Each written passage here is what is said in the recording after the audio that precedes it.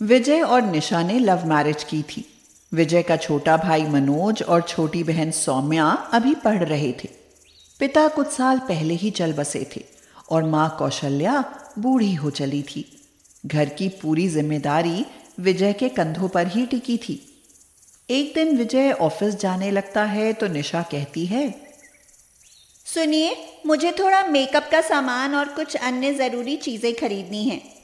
हाँ, क्यों नहीं निशा, तुम्हें जो भी खरीदना है शौक से खरीदो। मेरे ख्याल से 1,000 रुपये काफ़ी होंगे ना? 1,000 में क्या आएगा विजय, कम से कम 10,000 तो दे ही दीजिए। क्या कहा? 10,000? अरे निशा, मेरी इतनी कमाई कहाँ है? मुझे सौम्या और मनोज की कॉलेज फीस भी तो भरनी है। कुछ सोचकर खर्च कर लो। यह तो तुम्हें शादी से पहले सोचना चाहिए था विजय। निशा की यह बात विजय के दिल को लग जाती है और वह कहता है, निशा, मन दुखाने वाली बात क्यों करती हो? यह तो तुम्हें पहले से ही पता था कि मैं तुम्हारी तरह अमीर नहीं हूं। मैं फालतू की बहस करने के मूड में नहीं हूं विजय, मुझे 10,000 दे दो बस। निशा को 10,000 देने के बाद विजय को भाई बहन की फीस की चिंता हो जाती है। उसे चिंता में देख कौशल्या कहती है, बेटा, बहू अमीर घर की है, उसका खर्च तो बड़ा होगा ही ना, फिर क्यों चिंता में डूबा है भला? पर मां, सौम्या और मनोज की फीस भी तो भरनी है। अरे, तुझे पैसे मैं दे दूंगी, तू चिंता छोड़ बस। अरे मां, वो पैसे तो पिताजी ने सौम्या की शादी के लिए जमा करके रखे थे। सौम्या की शादी भी हो जाएगी बेटा, पहले उसकी पढ़ाई तो पूरी हो जाए। विजय उन पैसों में से कुछ लेना तो नहीं चाहता था, मगर मजबूरी ही ऐसी थी कि लेने पड़े। घर के बढ़ते खर्च को देखकर विजय मन ही मन फैसला करता है और सोचता है, ऐसे तो काम नहीं चलेगा। अगर घर के खर्च पूरे करने हैं तो ऑफिस में कुछ ओवर टाइम लगाना ही पड़ेगा। यही सोचकर विजय ऑफिस में ओवर टाइम लगाने लगता है, मगर निशा को यह भी गवारा नहीं हो पाता। वह कहती है, माँ जी, वह अभी तक घर नहीं लौटे, कहाँ रह गए होंगे? भाभी, अब भैया रोज देर से घर आया करेंगे। क्यों, ऐसा क्या हुआ? ऑफिस में देर से छुट्टी होने लगी है क्या? नहीं माँ, भैया ज्यादा कमाने के लिए ओवर टाइम लगाने लगे हैं। विजय देर से घर लौटता है तो निशा का मूड खराब मिलता है। उसे बेचैन देखकर विजय कहता है, निशा, ये तुम्हारा मूड क्यों खराब है? खाना खा लिया क्या? ये ओवर टाइम करने की क्या जरूरत है? जब आधी आधी रात को घर आओगे तो मूड तो खराब होगा ही ना। मैं क्या करूं निशा, घर के बढ़ते खर्च को एडजस्ट करने के लिए कुछ तो करना ही पड़ेगा ना।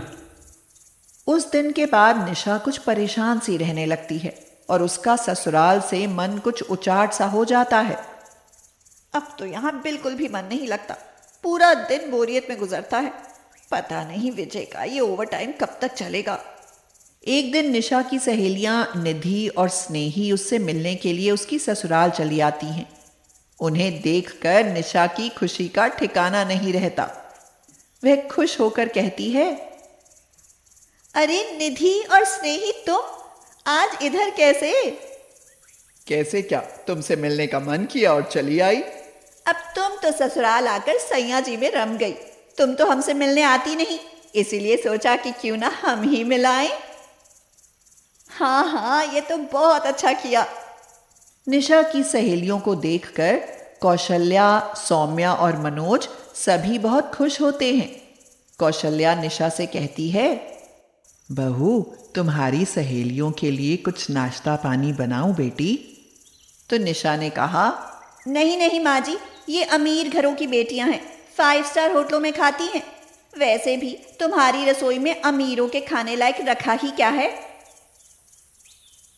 यह सुनकर कौशल्या तो कुछ बोल ही नहीं पाती। फिर निशा निधि और स्नेही से कहती है, देखो भाई, यहाँ आसपास कोई 5 स्टार होटल तो है नहीं। हाँ, एक अच्छा रेस्टोरेंट है, उसी से कुछ मंगा देती हूँ। बोलो, क्या खाना पसंद करोगी? रहने दो, हमें कुछ नहीं खाना। जैसी गरीब तेरी ससुराल है वैसा ही वह रेस्टोरेंट होगा। तेरी ससुराल का हाल देखकर तो यही लगता है कि यहाँ आकर तुझे अमीरों का खाना तो कभी नसीब हुआ ही नहीं होगा। बुरा मत मानना, पर एक दिन तू बहुत पछताएगी निशा यार। एक दिन क्या, मैं तो अभी से पछता रही हूँ।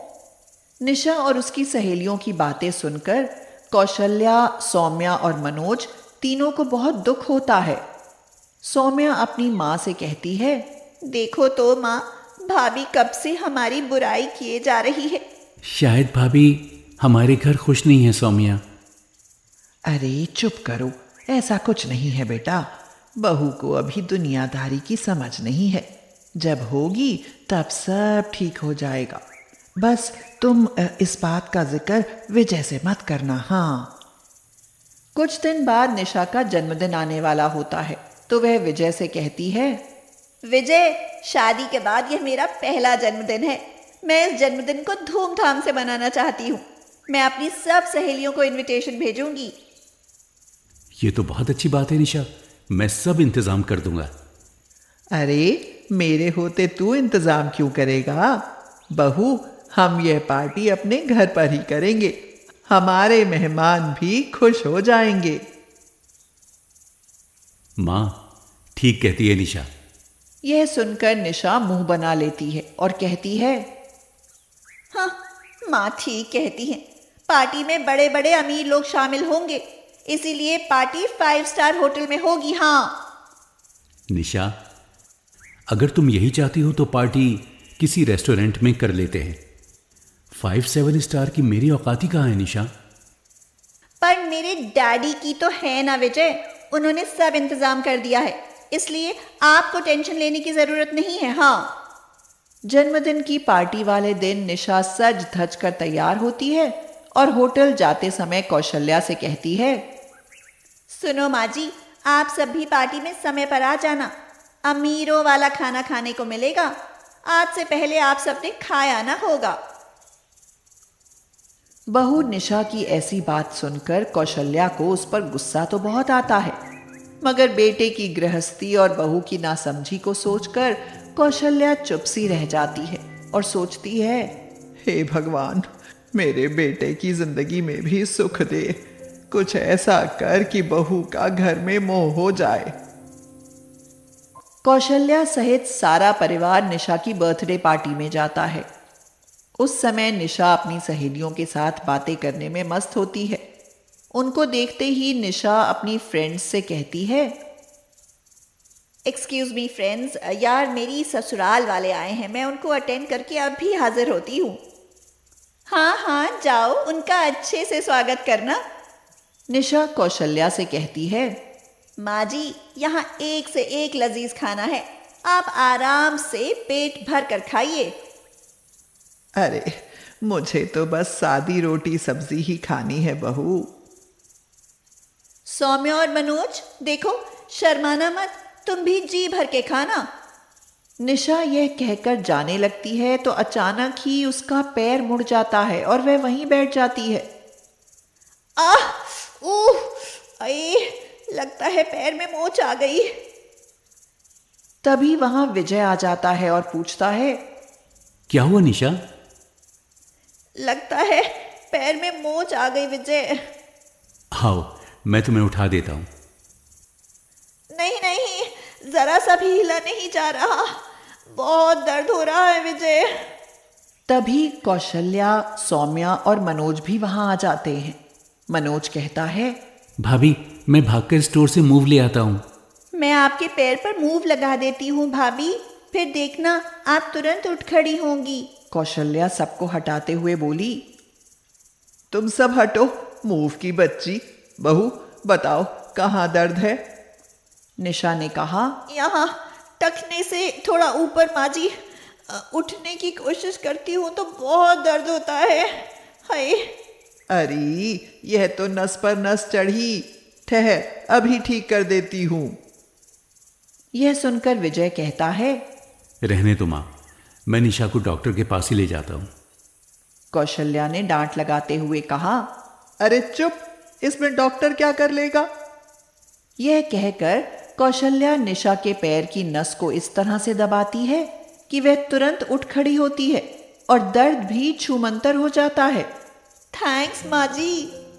तो कौशल्या बोली, अरे इसमें थैंक्स कैसा बेटी, मैं तो तुम्हारी माँ हूं। निशा उन सबका ऐसा गहरा प्यार और अपनापन देखकर समझ जाती है कि जिंदगी का असली सुख दौलत से नहीं बल्कि अपनों के अपनेपन से मिलता है। इसीलिए उसी दिन से वह पूरी तरह से बदल जाती है।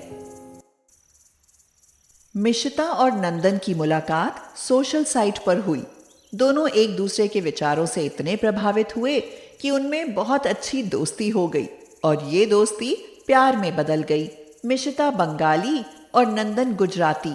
अब दोनों अपने परिवार को राजी कैसे करें, ये एक बहुत बड़ी समस्या थी। माँ, मिशिता बहुत अच्छी है, आप एक बार उससे मिलो तो सही। ना दीकरा, एक बंगाली दीकरी हमारी बहू बिल्कुल नहीं बनेगी। हम शुद्ध शाकाहारी, पूजा पाठ करने वाले लोग और वो मांस माछी खाने वाली। अरे देवा, मरे उपाड़ी ले।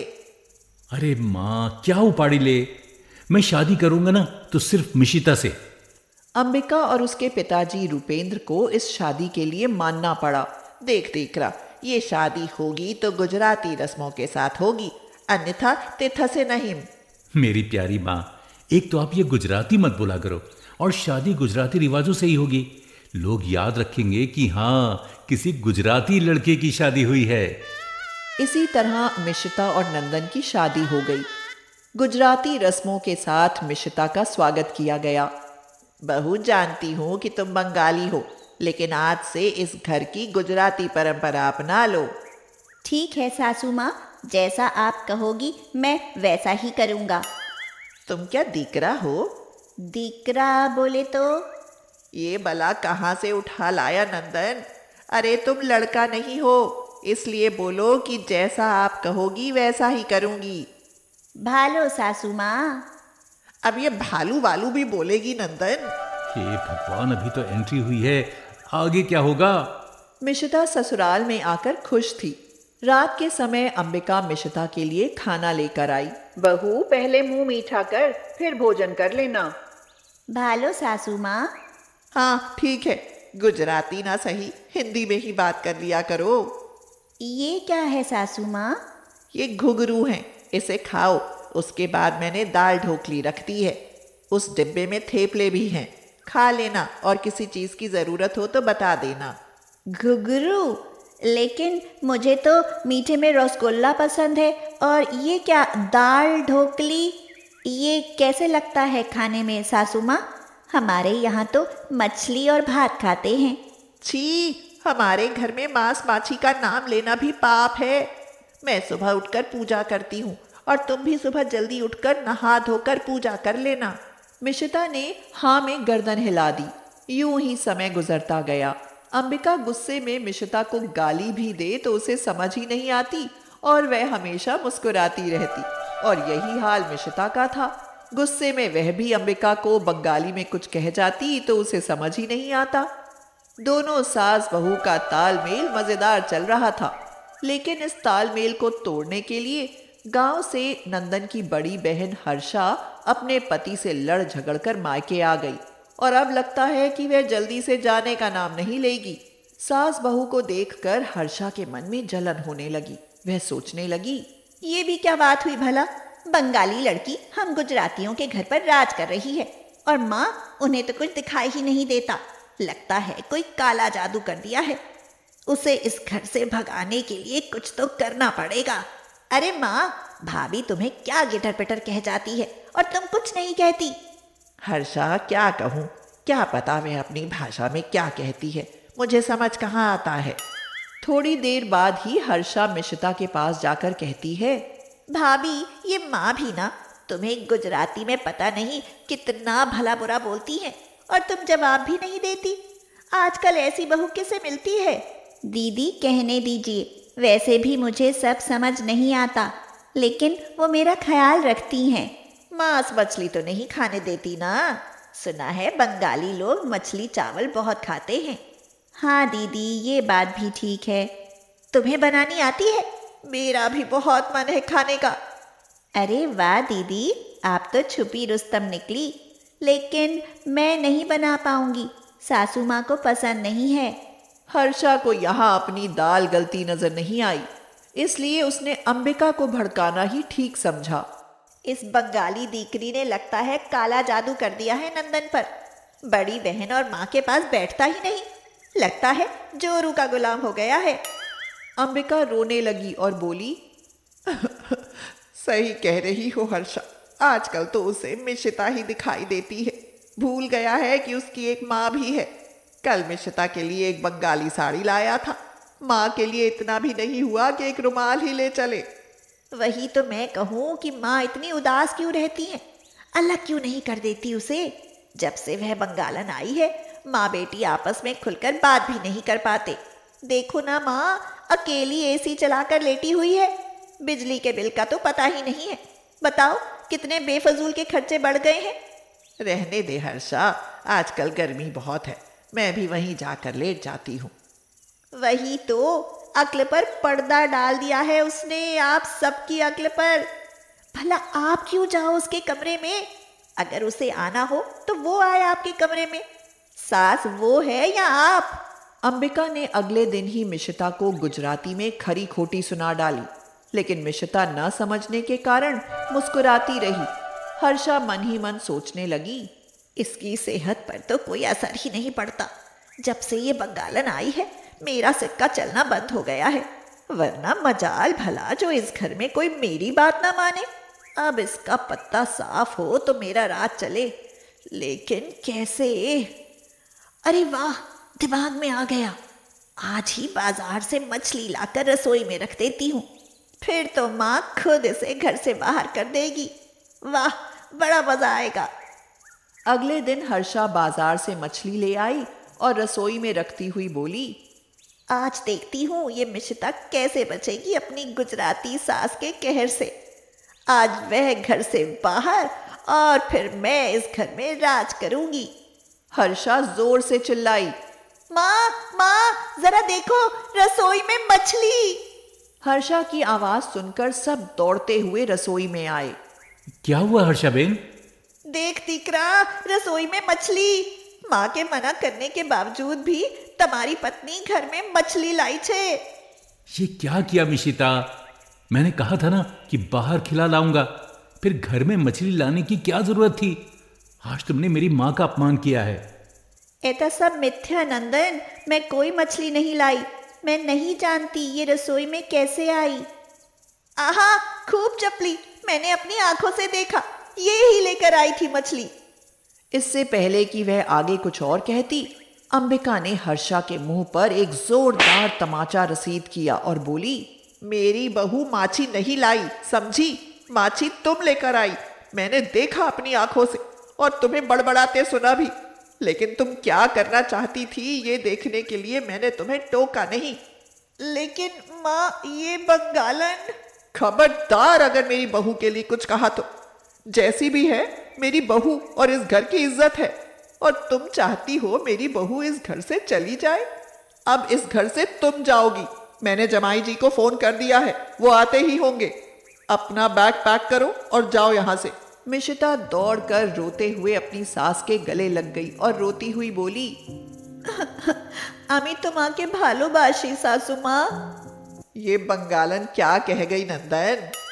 माँ, ये कह रही है कि ये आपसे बहुत प्यार करती है। माना कि शुरू में मुझे तुम बिल्कुल भी पसंद नहीं थी, लेकिन धीरे धीरे तुम्हें समझने लगी हूँ और अब मैं भी तुम्हें बहुत प्यार करने लगी हूँ। मैं नहीं चाहती कि किसी की वजह से एक बंगाली बहू और गुजराती सास के बीच झगड़ा हो। तभी वहां खड़े नंदन और उसके पिताजी ने जोर से ताली बजा दी। हर्षा अपने पति के साथ अपने घर चली गई और फिर सास बहू माँ बेटी की तरह प्यार से रहने लगी।